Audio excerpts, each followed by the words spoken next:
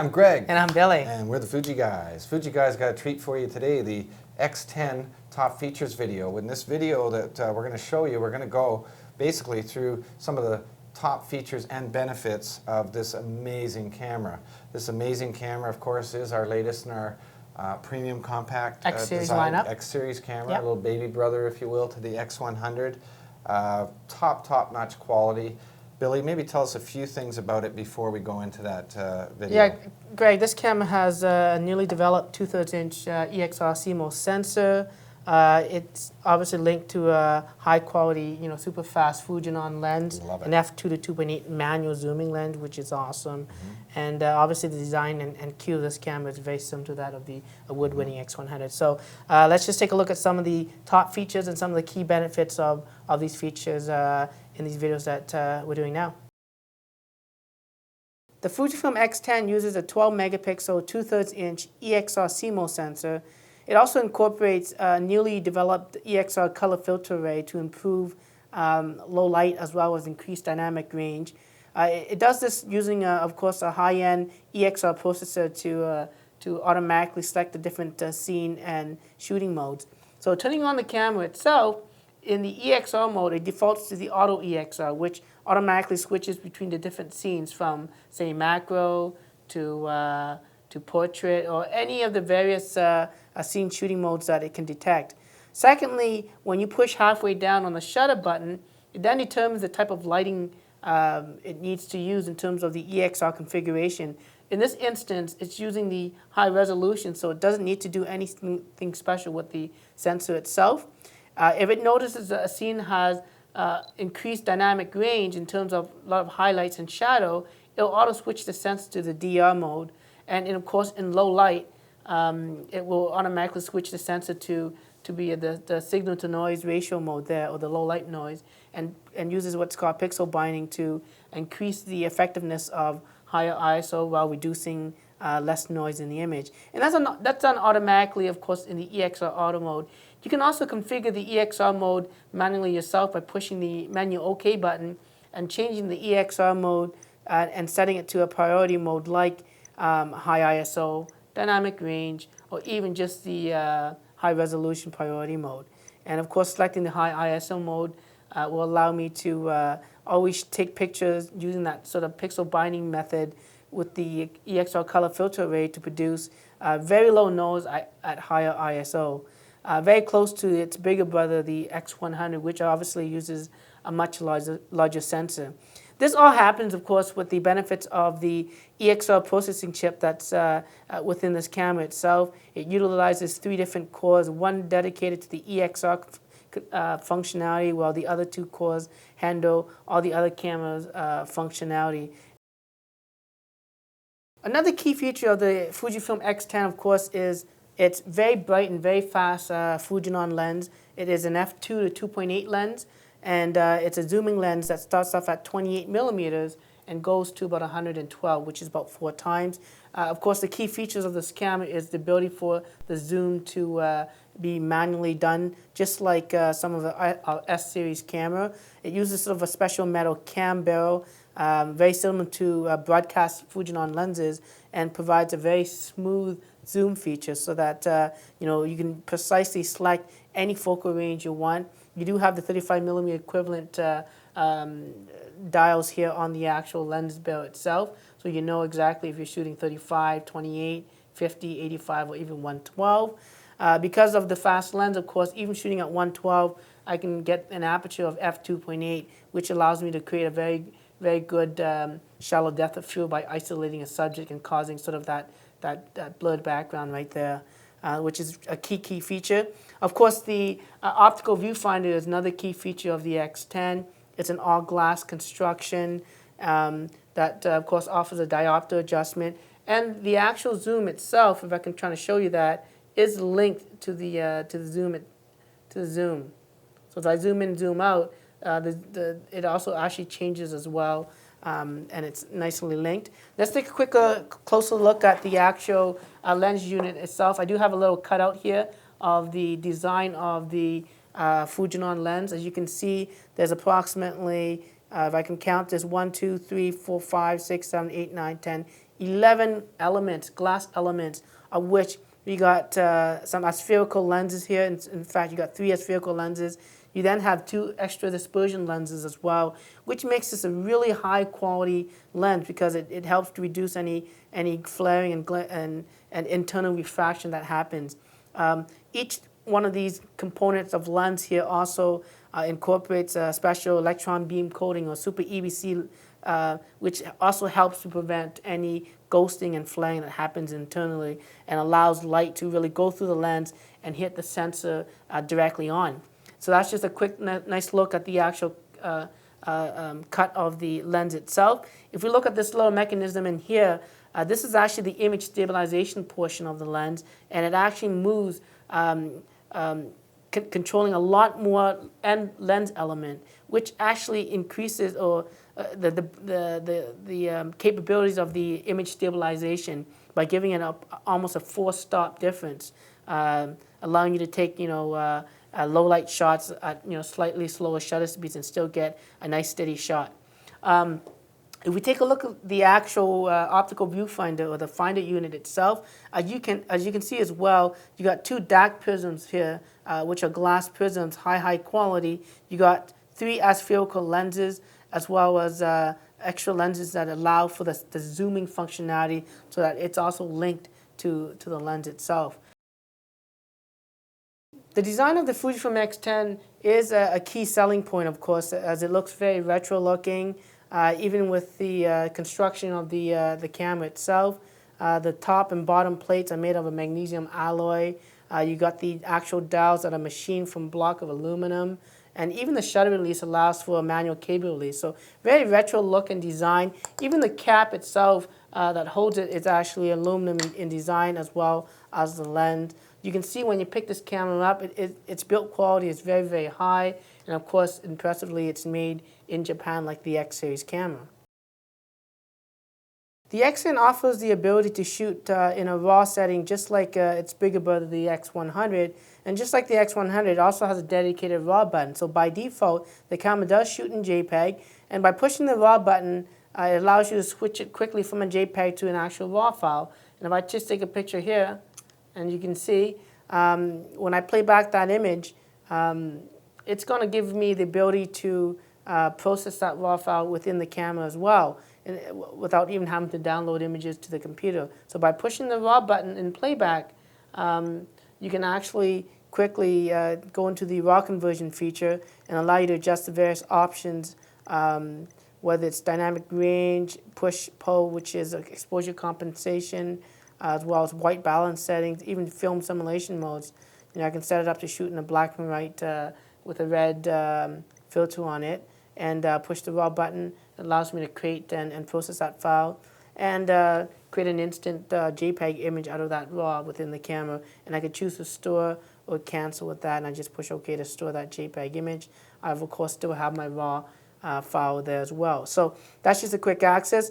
You can obviously, of course, go into the in the shooting mode, go back into the menu, go into the setup of the camera, and you can set up the RAW mode there. So you can change the RAW mode to whether it's RAW and JPEGs together, just RAW, or have it turned off. If you have it on RAW and JPEG, and you end up pushing the RAW button, it switches to a JPEG, and you push it again, and it switches back to RAW and JPEG. So that's basically how that works. On playback, of course, as well, you can also edit the RAW files or process the RAW files by going to the menu and going down to the RAW conversion menu there, and then also selecting the different options from that as well. The RAW button does give you a quick access to those features, though, and it's a key feature of the X10. A nice feature of the X10, of course, is the manual capabilities in terms of exposure. I can set up the dial on the camera to be either shutter priority, aperture priority, or even full manual control. In both shutter and aperture priority, I can use the command dial on the top here to adjust the shutter speeds, or even the sub-command dial to do the same. In the aperture mode, I can also, similar in terms of control, use the command dial to adjust the aperture. It goes from an f2 to an f11. It's a 7-blade aperture, unlike some of the other cameras that offer manual controls that don't have any aperture blades at all. They just use sort of a neutral density filter. So this really gives you some really nice bokeh effect. Again, you can use the sub-command dial or even the main command dial to adjust the aperture. In full manual control, which is the M, I can adjust both the aperture or the shutter speeds using that type of controls. I can switch the controls around by pushing the command dial button inwards, and it switches to now the shutter speed controls as I adjust the sub-command dial as the aperture control. Okay, so that's a quick way of doing that. Also, the camera offers a manual focus mode, and by setting that up, what happens now in the manual control mode is that this controls my aperture, but in order to adjust my shutter speeds, I can't use this anymore because this is now my manual focus ring, as it doesn't have a focus ring like the X100.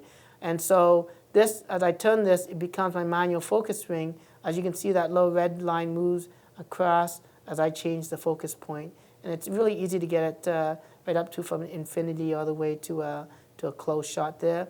You can see the white bars show my depth of field gauge as well as the focus point. But in order to adjust the shutter speeds, I just push the command lever in, it jumps over the app to the shutter controls, and I can adjust that way. And that's basically how you do the manual controls with the manual focusing on the X10. Those are key features, of course, especially for a street photographer who really wants to set up zone focusing, and they can a hyperfocal range, so they can actually adjust the depth of field gauge by adjusting the proper aperture and rotating the focus points. And now I basically have almost 10 meters to 1 meter. It's going to be in focus. I can walk around the street, snap a shot, and not have to worry about any delay because the focus has already been set via the manual focusing on this camera.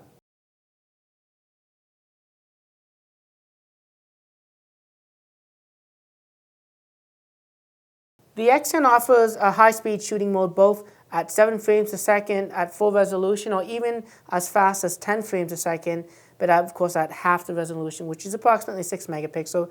The key benefit of the feature, of course, is to really capture high-speed action shots where it sort of takes the guesswork away of capturing whether your son is playing some sort of sport or even your daughter is doing gymnastics or whatnot. So that's just a nice feature to show you. It's access to the drive button on the back of the camera. Pushing up, you can select the high-speed shooting modes. Again, super high basically is the 10 frames a second, and then you have the 7 frames a second, and then you have smaller and slower resolutions there.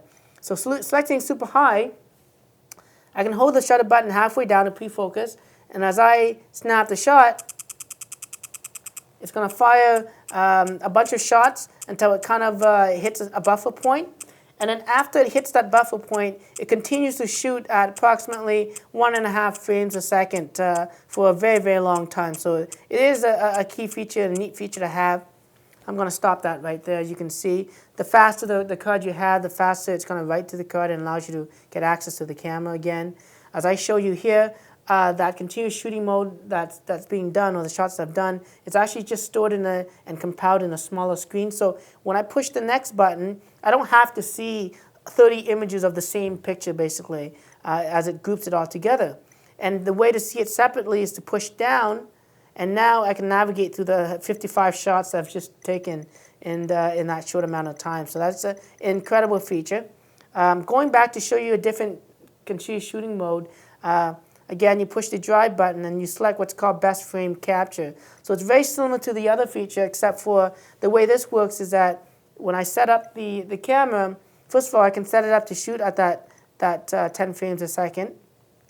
But I can adjust the frame that it captures up to a maximum of 16 frames, as you can see here. So when I select 16 frames, when I move this dial left and right, the way this best frame capture feature works is this. If I have it set at 5 and 10, what's going to happen is when I push the shutter button halfway down, none of the images is going to be captured yet. The camera's just going to fire some shots. Once I push the shutter button completely down, that's that little line right there. That one image is being captured, and then 10 images behind that gets captured, but also 5 images before I actually fully depress the shutter button gets captured as well. So let me show you that feature and see how that works. And it basically sort of takes the guesswork away and gives you the best framing that you can possibly get with a high-speed action shot. So as I push the button halfway down, it's not taking any pictures yet until I push completely down, which you just kind of, I over-accentuated the button there, but as I pushed it down, it's now going to store that one shot I've taken by pushing the shutter button, but 5 shots prior to me taking the picture or fully pressing the shutter button gets captured, as well as the 10 images afterwards get captured as well for me as well. So take a look at the image again. It's being bundled in. I can push down, and now I can navigate through. Here you go, 1, 2, 3, 4, 5. Those shots were captured before I fully depressed the shutter speed or shutter button. That 6 images when I pushed the shutter button down, and the 7, 8, all the way down to 16 images were captured after I pushed the shutter button down. And that's basically how the best frame feature works on the X10. A great feature on the X10, of course, is the ability for it to record full 1080p HD video with stereo sound with the stereo mics in the front of the camera.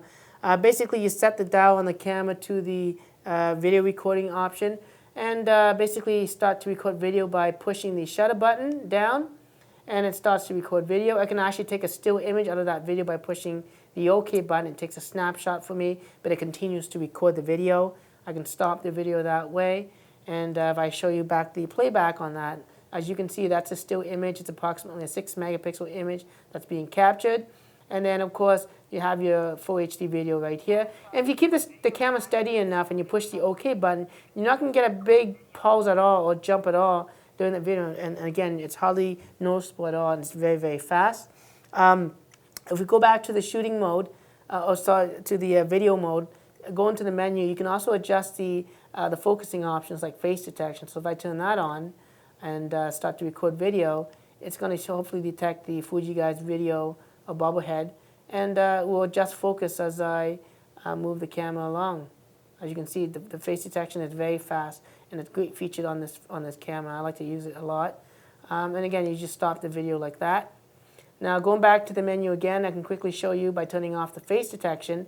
You can also change the different AF modes like center and continuous. With center, once you push the shutter button to start recording, it locks the focus and it doesn't adjust itself. Great if you want to do sort of a concert where it's very far away, and of course you don't want the camera to constantly jump focus back and forth. You also have a continuous focus mode that will constantly adjust focus, and it's great if you want to use the zoom, because when you zoom out, zoom in, the focus can be adjusted during the video. If I go back out, you can also shoot in different film simulation modes. So from standard mode to Velvia, Astia, even different black and white and sepia modes can be recorded via the movie mode, which is, again, a great feature to have. So that's just a quick look at the full HD video on the X10. The X10 incorporates a pop-up flash, and it's basically a super intelligent flash that readjusts itself depending on the exposure and the sensitivity that you have the camera set to. And it's a nice, convenient option to have. It is, because it's a pop-up, it's further away from the lens, which helps to obviously reduce any red eye effect that can happen with certain individuals. Of course, the camera does offer a hot shoe as well that provides full TTL support using, a Fuji flash like the EF20 right here. As you can see, if I can set this up on the camera itself, it slides into place on the hot shoe, and basically I can turn on the flash. And of course, this flash here allows me to, of course, bounce the flash off the wall, which I'll do right now. And I have it on aperture priority mode, and it will adjust the strength for me. So as the flash went off right there, and as I zoom in, it should also adjust the strength that I need as well. And I'm going to have a direct flash.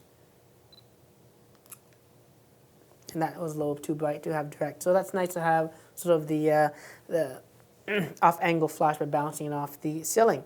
And that's just a quick look at the flash capabilities of the X10. The X10 offers 2 different macro modes. You have the standard macro mode on the cam by accessing it through the menu right here.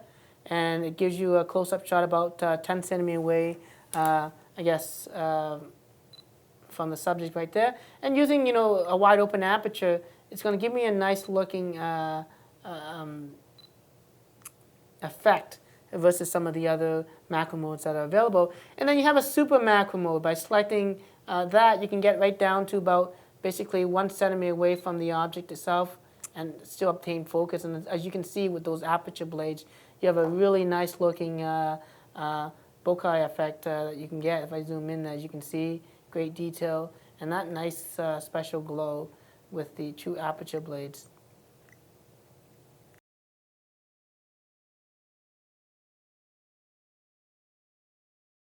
The X10 offers some really cool shooting modes. Of course, you got your standard scene position modes by going to the scene position dial and selecting the various scene positions that are available, including the natural light and flash mode that basically takes, a photo with and without flash. It's telling me to pop the flash, so I'm going to do that. And as I push the shutter button, it takes two pictures, one without flash, one with flash. I can decide later what I want again.